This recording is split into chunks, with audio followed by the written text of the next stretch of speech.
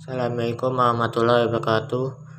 Perkenalkan, nama saya Riyanggi Apriyanto, kelas 1A D4 Akuntansi Manajerial. NIM saya 20651014. Di sini saya akan menjelaskan tentang bab 4 fungsi-fungsi manajemen.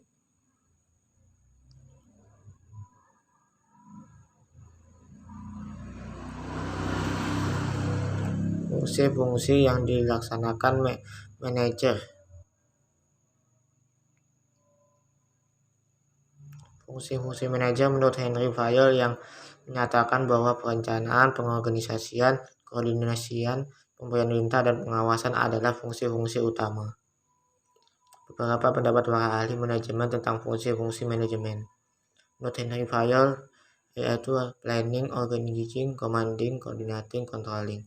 Menurut Luther Gulick, yaitu planning, organizing, staffing, directing, coordinating, reporting, controlling. Menurut George Terry, planning, organizing, actuating, controlling.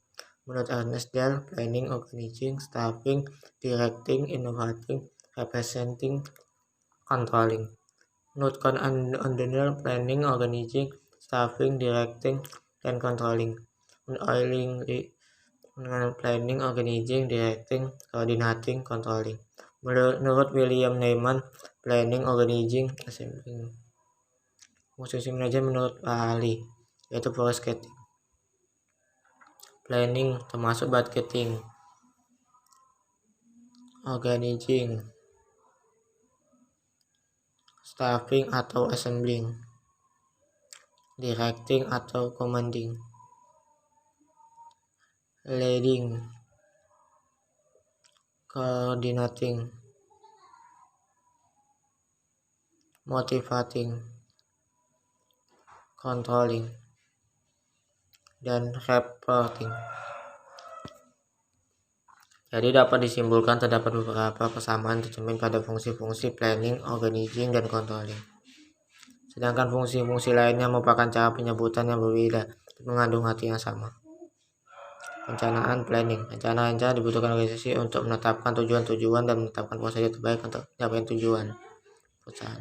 Perencanaan planning adalah satu pemilihan penetapan tujuan organisasi, penentuan strategi kebijakan, proyek, program, prosedur, metode, sistem, anggaran, dan standar yang dibutuhkan untuk mencapai tujuan.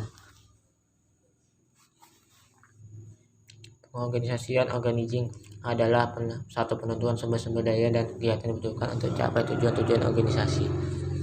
2. Perancangan dan pengembangan suatu organisasi atau kelompok kerja yang dapat membawa ke arah tujuan. 3. Penugasan tanggung jawab tertentu. 4. Pendelegasian wewenang yang diperlukan kepada individu untuk melaksanakan tugasnya. Fungsi ini menciptakan struktur formal di mana pekerjaan ditetapkan. Yang personalia staffing adalah penarikan, rekrutmen, latihan, dan pengembangan serta penempatan orientasi karyawan dalam lingkungan kerja yang produktif. Dalam pelaksanaan fungsi ini, manajemen menentukan persyaratan mental, fisik, emosional, dan untuk posisi jabatan yang ada mulai analisa jabatan. Fungsi personalia staffing mencakup kegiatan serta pembuatan sistem penggajian. 2. Penilaian karyawan untuk promosi transfer. 3. Demosi dan pemecatan. 4. Latihan dan pengembangan karyawan. 5. Pengarahan atau leading. Fungsi pengarahan leading adalah untuk membuat atau mendapatkan karyawan melakukan apa yang diinginkan dan harus dilakukan. Fungsi ini melibatkan kualitas gaya dan kekuasaan pemimpin serta kegiatan kepemimpinan seperti komunikasi, motivasi, dan disiplin. Fungsi leading disebut dengan directing. Jangan mengorganisasi lebih banyak menyangkut aspek abstrak proses manajemen. Selain kegiatan pengarahan langsung menyangkut orang di dalam organisasi. Pengawasan, controlling. Semua fungsi sebelumnya tidak akan efektif tanpa adanya fungsi pengawasan, controlling, atau sekarang disebut istilah pengendalian. Pengawasan, controlling adalah penemuan dan penerapan cara dan peralatan untuk dijamin bahwa rencana telah dilaksanakan sesuai dengan yang telah ditetapkan. Pengawasan positif, coba mengetahui apakah tujuan organisasi dapat tercapai dengan efektif dan efisien. Pengawasan negatif, mencoba untuk menjamin bahwa kegiatan yang tidak diinginkan atau tidak dibutuhkan saat tidak terjadi. Fungsi lain dari seorang manajer, yaitu fungsi manajer dalam perusahaan dapat dilihat dari dua sudut, yaitu 1. Dari sudut proses, yaitu perencanaan, pengorganisasian, penyusunan, pengarahan, dan pengawasan. 2. Dari sudut subjek atau bidang, yaitu keuangan, personalia, pemasaran, pembelian, dan produksi.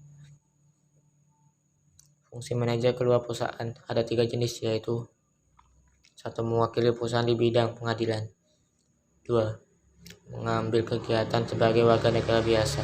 3. Mengadakan hubungan dengan unsur-unsur masyarakat. Kegiatan manajer untuk menghadapi masyarakat luar.